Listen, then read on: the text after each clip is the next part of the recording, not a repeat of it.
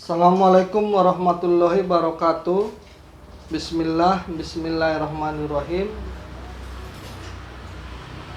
Siang ini kita mencoba membahas tentang tes protein.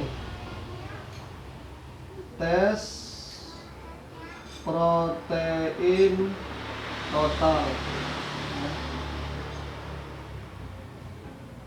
Tes protein total adalah salah satu tes protein yang dilakukan secara rutin. Itu fungsinya untuk memeriksakan kadar albumin dan globulin di dalam tubuh, kadar albumin dan globulin di dalam tubuh. Walaupun nanti kadar albumin dan globulin ini nanti sangat erat kaitannya ke fibrinogen, terus kaitannya juga nanti ke fibrin,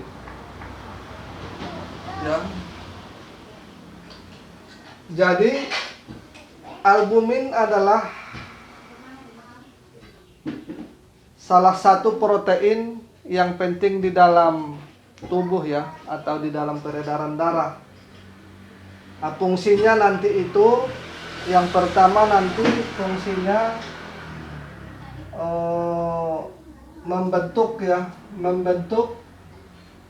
membentuk sel-sel dan jaringan tubuh.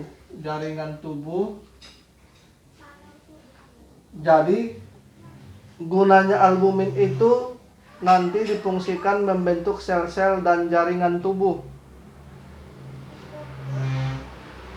Terus nanti ini digunakan untuk pertumbuhan,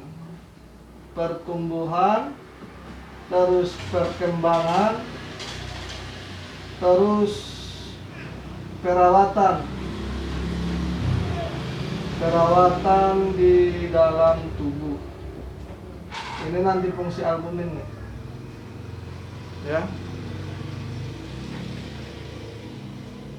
Jadi secara umum nanti tes protein nanti kaitannya ke albumin dan globulin. Ini nih yang akan kita bahas dulu.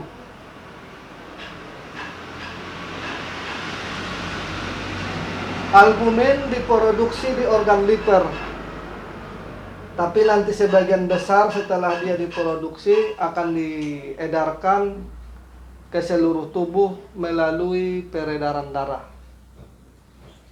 Jadi fungsi albumin secara umum bisa kita bagi 1, 2, 3, 4, 5, 6. Saya bacakan dulu biar nanti kita bisa memahaminya. Fungsi albumin secara umum yang pertama, menjaga agar cairan di dalam peredaran darah tidak bocor ke jaringan tubuh. Yang kedua, menjaga keseimbangan kadar cairan di dalam tubuh. Yang ketiga, mengangkut zat-zat yang dibutuhkan oleh tubuh. Yang keempat, memperbaiki kerusakan jaringan tubuh. Yang kelima, menjaga keseimbangan asam dan basa di dalam tubuh. Yang keempat nanti sebagai antidioksida. Yang terakhir kita ulas menjaga agar cairan di dalam peredaran darah tidak bocor ke jaringan tubuh. Artinya, bila nanti kadar albumin itu di dalam tubuh dalam kondisi rendah, diingat bila nanti kadar albumin itu di dalam tubuh dalam kondisi rendah, maka nanti akan menimbulkan cairan yang ada di peredaran darah itu akan bocor ke jaringan tubuh. Maka ini nanti yang menyebabkan pembengkakan. pembengkakan atau sering disebut udim. Nah, udim ini nanti jenisnya banyak, ada udim di muka, udim di perut, ya, udim di kaki, udim di tangan, jenisnya banyak. Terus bila nanti kadar albumin di dalam tubuh dalam kondisi rendah, maka nanti menimbulkan otot-otot itu akan berat. Diingat, otot-otot itu akan menjadi berat. Terus otot-otot itu juga nanti akan membengkak atau membesar, ya. Terus otot-otot itu juga nanti menjadi lemah. Jadi ini kita ulangi sekali lagi. Fungsi albumin secara umum menjaga agar cairan di dalam peredaran darah tidak bocor ke jaringan tubuh. Artinya bila kadar albumin itu di dalam tubuh dalam kondisi rendah, maka nanti otomatis cairan yang ada di peredaran darah itu akan bocor atau keluar, ya, bocor ke jaringan tubuh. Maka itu yang menyebabkan pembengkakan atau sering disebut udim. Nah, udim itu nanti jenisnya banyak, baik udim di muka, udim di tangan, udim di perut, udim di kaki, dan udim di sini juga ada udim, ya. Bila nanti kadar albumin itu di dalam tubuh dalam kondisi rendah, maka akan menyebabkan otot-otot itu menjadi lemah. Otot-otot itu juga nanti menjadi besar atau membengkak, ya. Otot-otot itu juga nanti akan menjadi berat. Terus otot-otot itu juga nanti akan menjadi lelah. Otot-otot itu juga akan menjadi kram. Ini nih yang pertama. Yang kedua, fungsi albumin secara umum menjaga keseimbangan kadar cairan di dalam tubuh. Jadi salah satu fungsi albumin itu akan menarik cairan yang ada di jaringan tubuh masuk ke peredaran darah bila diperlukan. Terus albumin itu juga mampu nanti melepaskan cairan tubuh itu dari peredaran darah ke jaringan tubuh bila tidak diperlukan, ya. Terus yang ketiga, mengangkut zat-zat yang dibutuhkan oleh tubuh. Berarti kalau mengangkut zat-zat yang dibutuhkan oleh tubuh itu artinya albumin itu juga difungsikan yang pertama untuk membawa nutrisi ke seluruh tubuh, untuk membawa hormon-hormon itu ke seluruh tubuh, untuk membawa obat-obatan itu juga nanti diedarkan ke seluruh tubuh melalui peredaran darah. Terus memperbaiki kerusakan jaringan tubuh. Kalau memperbaiki kerusakan jaringan tubuh, biasanya begini. Biasanya bila jaringan tubuh itu dalam kondisi bermasalah atau kondisi rusak, maka itu harus diperbaiki. Maka nanti diharapkan bila jaringan tubuh itu bisa diperbaiki, maka dia akan mampu melawan serangan penyakit yang menyerang dari luar ataupun melawan serangan penyakit yang menyerang dia dari dalam. Jadi harus jelas, ya. Terus menjaga keseimbangan asam dan basa di dalam tubuh, otomatis, ya. Terus albumin itu juga nanti sebagai antidioksida. Jadi salah satu nanti fungsi albumin itu juga sebagai antidioksida. Antidioksida itu berarti sifatnya nanti akan menghambat atau menghentikan radikal bebas. Nah, terus nanti begini,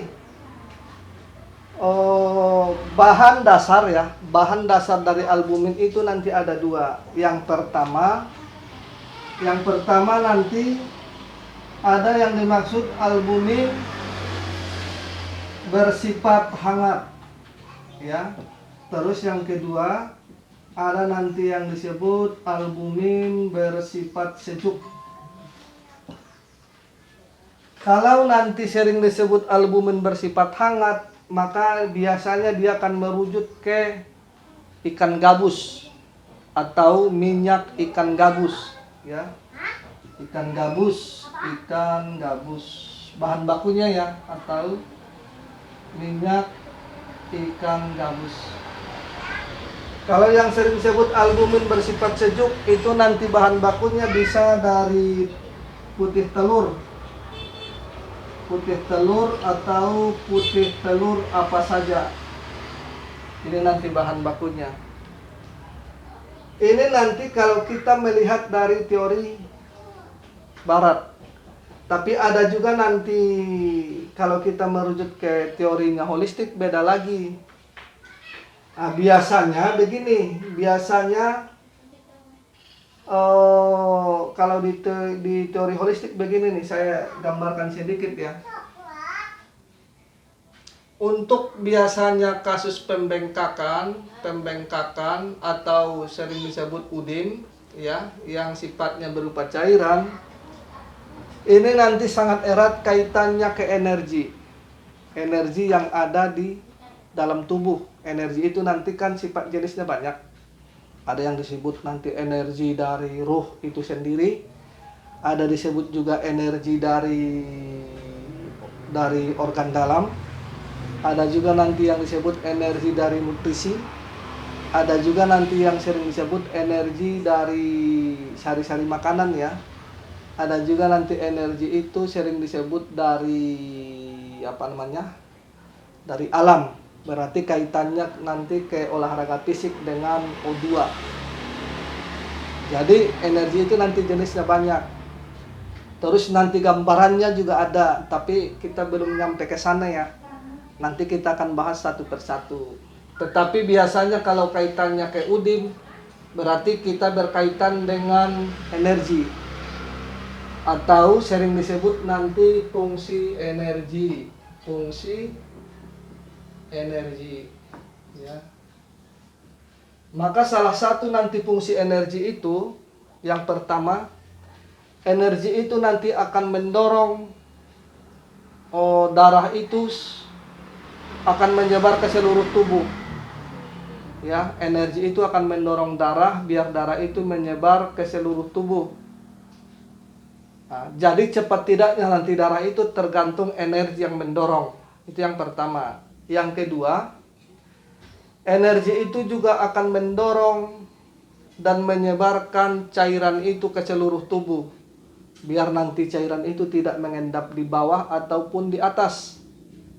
Ya, biar cairan itu nanti tidak mengendap di samping kiri atau di samping kanan. Intinya sih biar nanti cairan itu tidak mengendap baik di atas ataupun di bawah, di kiri atau di kanan ya. Jadi biar bisa bersirkulasi di dalam tubuh. Karena apa? Karena sifat cairan itu kan gravitasi turun ke bawah. Jadi nanti bila energi di dalam tubuh itu dalam kondisi lemah, maka energi itu tidak bisa mendorong, tidak bisa menyebarkan cairan itu ke seluruh tubuh. Maka ini nanti akan terjadi udim. Nah, udim ini nanti tergantung di mana penyumbatannya. Kalau nanti dia menyumbatnya di sini, juga bisa di bawah kelopak mata ya. Kan ada tuh yang orang-orang yang bengkak kelopak matanya. Kalau nanti berarti cairan itu nanti mengendap di saluran yang arah ke otak, maka dia terjadi hydrocephalus. Kalau cairan itu nanti mengendap di paru, maka dia terjadi udim paru. Kalau cairan itu nanti mengendap di perut, maka dia terjadi asites. Kalau cairan itu nanti mengendap di tangan, maka dia terjadi udim tangan. Kalau cairan itu nanti mengendap di kaki, maka dia terjadi udim kaki.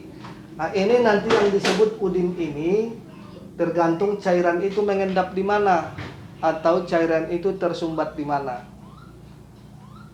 Ya. Terus salah satu juga nanti fungsi energi itu akan mendorong kelenjar getah bening itu biar bisa bersirkulasi di dalam tubuh ya. Karena nanti salah satu fungsinya fungsinya kelenjar getah bening itu ya membasmi racun-racun, terus membasmi zat kimia terus membasmi zat-zat yang tidak dibutuhkan oleh tubuh, atau membasmi juga nanti zat-zat yang beracun lainnya. Maka nanti tugas energi lah yang mendorong. Maka ini nanti kalau ada, intinya sih begini ya, intinya nanti kalau ada pembengkakan di dalam tubuh disebabkan karena cairan itu bocor dari peredaran darah ke jaringan tubuh itu, maka timbul pembengkakan, maka nanti teknik penanganannya maka difungsikan energi. Nah, maka nanti teknik penanganan ini maka kita akan lihat nanti fungsi energi. Tekniknya seperti itu. Maka nanti otomatis pembengkakan itu akan hilang. Ya. Jadi ini konsep dua sudut pandang yang berbeda. Jadi saya tidak membahas secara detail di sini ya. Tapi saya sedikit menggabungkan ke fungsi energi. Kalau biasanya kalau kita di lapangan, kalau terjadi udim, maka kaitannya nanti ke fungsi energi. Walaupun nanti albumin ini kalau nanti lidahnya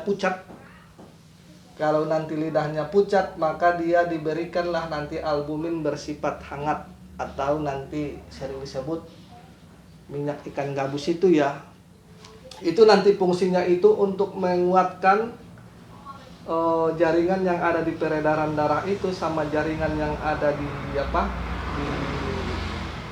jaringan tubuh itu, biar dia kuat. Biar nanti kalau dia sudah kuat maka cairan itu tidak bocor. Maka terjadilah nanti biar tidak terjadi udim. Fungsinya di situ kalau albumin itu nanti. Terus yang kedua nanti biasanya kalau sudah terjadi udim maka kita bantulah nanti energi. Energi itu akan mendorong energi itu nanti akan mendorong cairan itu akan menyebar ke seluruh tubuh dulu. Setelah nanti cairan itu menyebar ke seluruh tubuh, maka cairan itu akan dibuang melalui 4 lubang.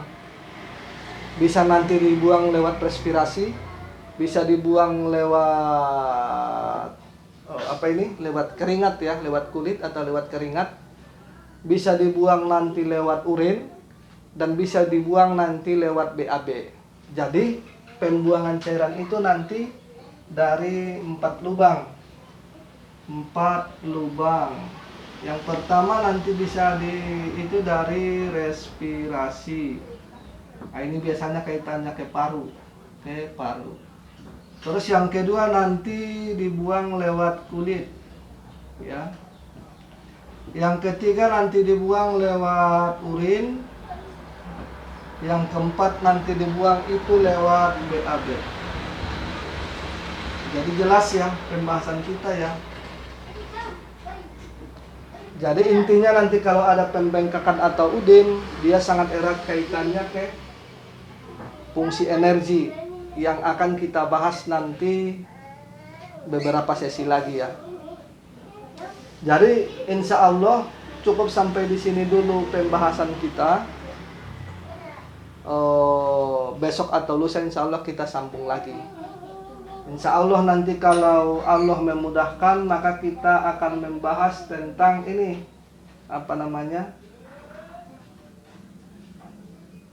albumin, globulin ya. Albumin, globulin, fibrinogen dan fibrin. Nanti kaitannya seperti apa.